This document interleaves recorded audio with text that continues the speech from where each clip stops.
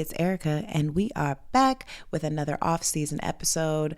Y'all, I miss you, but I'm really, really digging our tribe over on Patreon and us releasing new episodes over there. So if you miss our weekly episodes, make sure you hit the link in this episode to subscribe to Patreon and get these off-season episodes. So right now, I'm about to give you a little taste of an episode that we just posted on Patreon. It's featuring Shanicia Boswell, the founder of Black Moms Blog. She's also an author of Oh Sis, You're Pregnant, and has a new book out called The Girl's Guide to Puberty. She's also the founder of the Self-Care Retreat and just an overall incredible mother, woman, entrepreneur, and is a big inspiration to us. On this episode, we go in, y'all. We're talking about conspiracy theories and population control, the anti-woman, anti-man narrative, and how that's affecting how many babies are being born. We also dive into this concept of, does anybody in this motherfucker have original thoughts? Because it's unclear. We also talk about Shanicia's move to Colombia with her daughter and just reimagining her life outside of the United States. So enjoy this teaser with Shanicia Boswell and make sure you click the link in this episode description to listen to the full episode and watch the full episode on Patreon. Enjoy. I think the duality is important. I think leaning heavier in the feminine is ideal, but that we have the masculine for a reason. So balance, baby. I was just talking to Orlando about this last night, about like men also leaning into their femininity, but like it being so necessary, because if a man can lead in softness, it disarms the woman. You know what I mean? But it's like women do look to men to lead, but I'm going to trust a man that I see being soft with me and nurturing with me, and then it's going to make me disarm and be the same way with him. But if a man is on some fuck shit, I'm going to be on some fuck shit times 10. And so I realize it's really the balance of both, so that you can tap into either well when necessary. And like even for Orlando, he's disarmed me a lot when I'm like, we're arguing and he touches me or he kisses me or he's like, girl, you know what I mean? But it's softened me. So when we do argue, I know I can bring this same energy because he's led in that way. And I just think it's necessary. I think we think of like masculinity and femininity as these two polar opposites, but we have to exist in both in order to be like balanced in life. Yeah, I was talking to a friend about that today, about the submission. And it's always this conversation around women submitting to men, but men not understanding they also have to submit to their woman. And it creates this beautiful cycle, right? So me submitting to you and you submitting to me is you bringing in that softness to say, let me just kiss. I'm not about to argue with you right now, right? I'm going to give you some love because I know that's what you mean. It's not about the last word or who has to be right. It's just submission is the comfort. It's the vulnerability. And so, yeah, but I mean, I think when masculinity, femininity, after this conversation with us has been so drawn out in such a way to where they've almost kind of become like trending words. You know what I mean? Like everyone's using this hot topic word, but not really understanding how to apply the concept, whether it be in work or whether it be in love or parenting or self. And it's just tricky. It's tricky. So I don't know. That's a targeted conversation.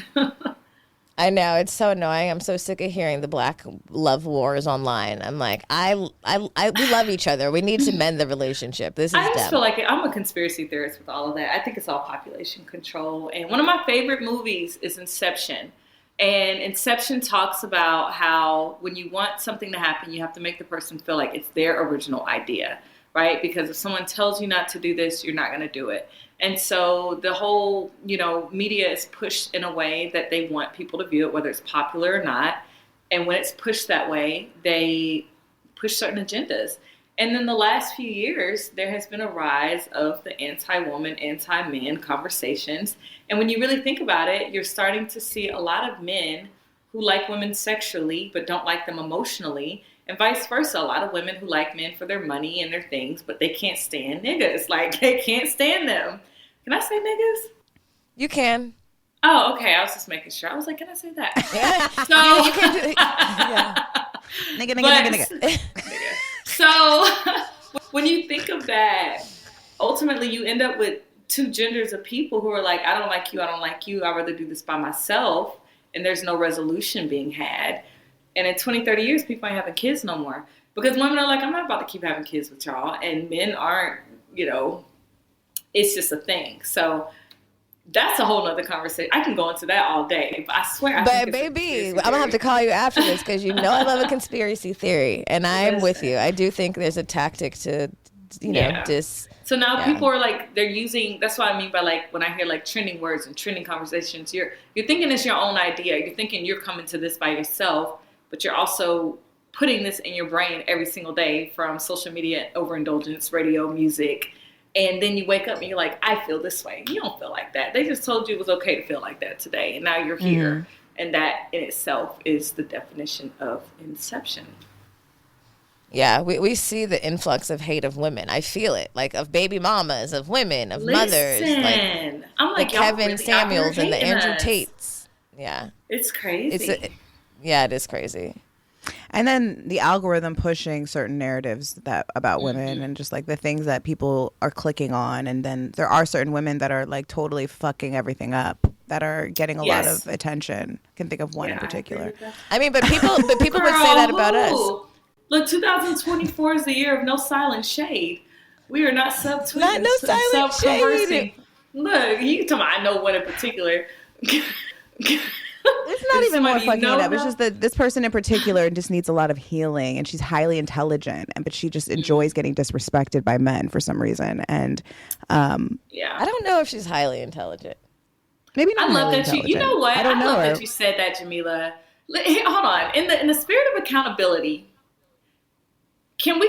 I'm gonna get in trouble. Let me be quiet. Call me after the podcast. Y'all you just told me that we're being. I know. Okay, so let me say this.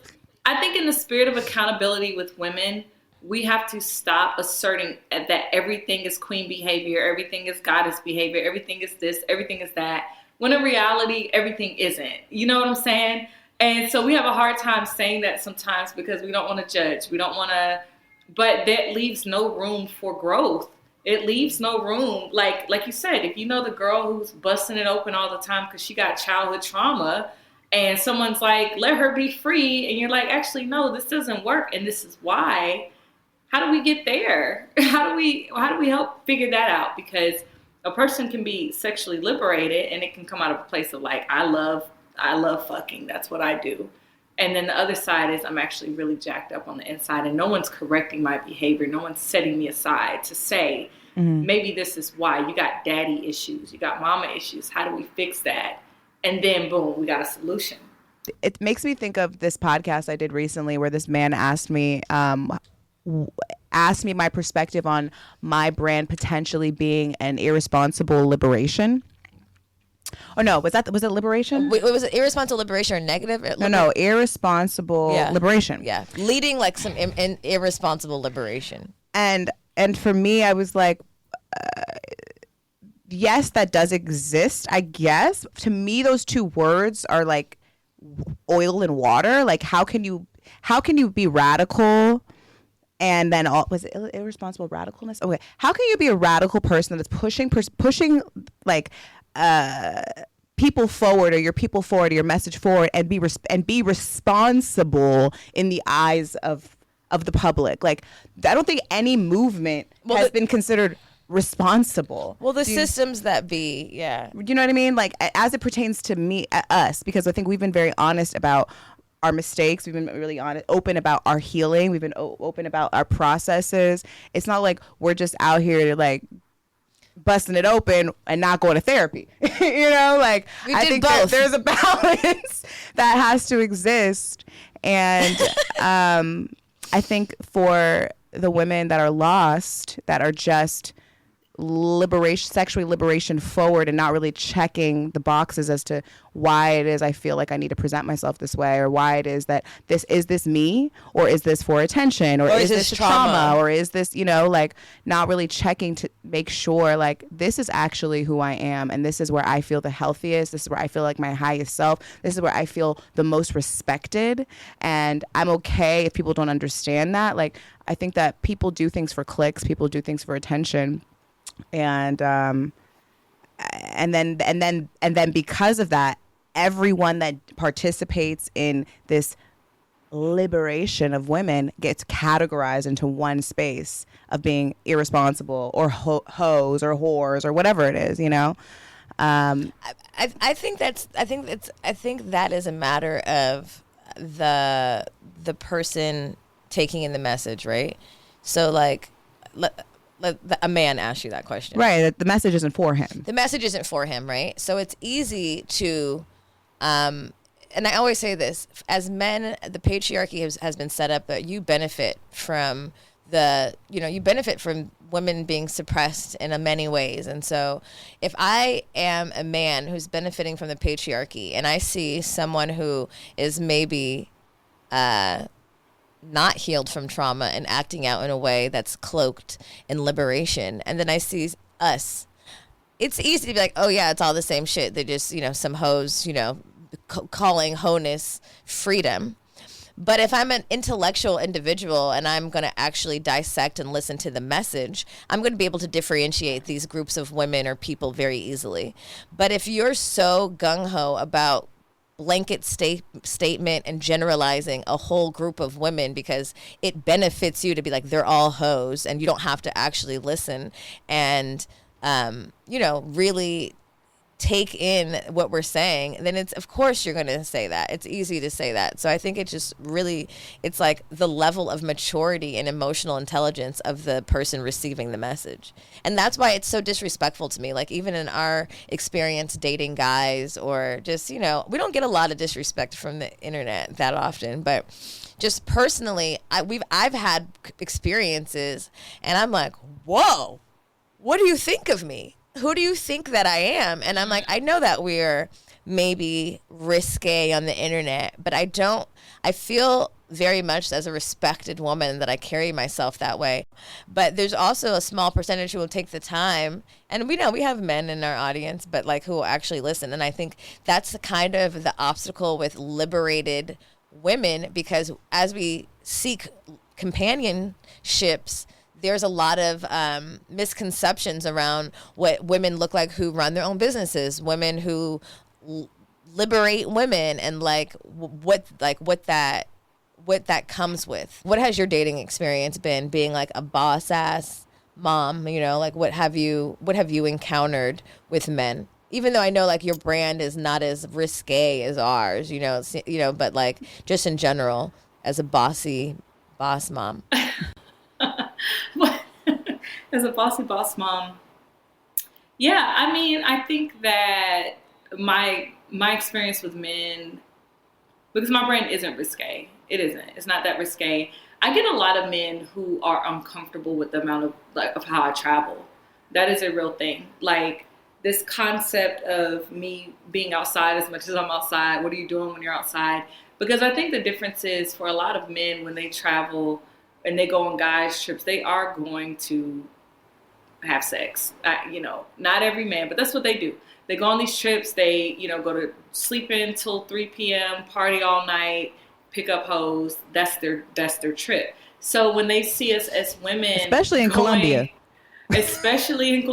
right? I mean, come on, it's the land of passport, bro. And so when they think of us as women doing trips, they can't believe that we're actually going to sightsee, that we're actually sitting in meditation, that we're actually just resting and sleeping in. It's this weird concept that a woman can go outside and be responsible, because it's a projection of sometimes their irresponsibility, and the fact that, there are people out there that aren't going to do that, right? There are women out here that are like, hey, you know what? I haven't had sex in 2 years. I'm about to go to Jamaica. I'm going to bust it open and I'm going to go home and be a virgin again. I'm not saying it doesn't happen, but I think that's the problem with generalizations in general, right? And I have like a really women-centered platform. So like, even on my platform, it's women. It's like 91% women, like 8% men. I did a post last week and I was like, I'm single, shoot your shot. I got one response, and it was like the hey face. And I And you start to question yourself, because I talk to women, they're like, this man's in my DMs, this person's coming at me, this man's offering to pay my rent tomorrow. And I'm like, God, am I ugly? Like, maybe I'm not as cute as I thought I was. Like, you start to question everything, because, you know, but I don't have a platform that there are men on like that. And so, but yeah, that's my life right now. I resonate with that. I think people always assume that like my DMs are crazy or something, and bitch, my DMs are dry as hell because a bunch of bitches follow me, even on my personal page. I be getting some bitches that want to fuck, but no, thank you. It's so dry. And yeah, and some of that too. I've questioned. I'm like, no, so no one. I think that there's also this perception that, you know, powerful women or women that are leading in their space don't need help, don't need support, don't need certain things. And so men don't always know how to, like, if they're a man that would pay your rent or would whatever, like, spoil you in some way, me and you are not the prototype, Shanicia. No, I know, I've heard this. Because I would really have liked my rent to be paid a few times 10, 100. And I think some women just have like sugar baby energy and some women don't, because I've never had a sugar daddy. Well, I have a friend who she's recently divorced, and she's back on the internet, and she is getting bags, she is getting all types of gifts, and I was like, bitch, what the fuck are you doing over there? And then I started looking at her stories, and I realized her tactic. Now, you know, we couldn't give you all of it. So make sure you click the link in this episode and check out the full episode on Patreon with Shanicia. We miss you. We love you. I hope you have a beautiful week, and we'll see you soon.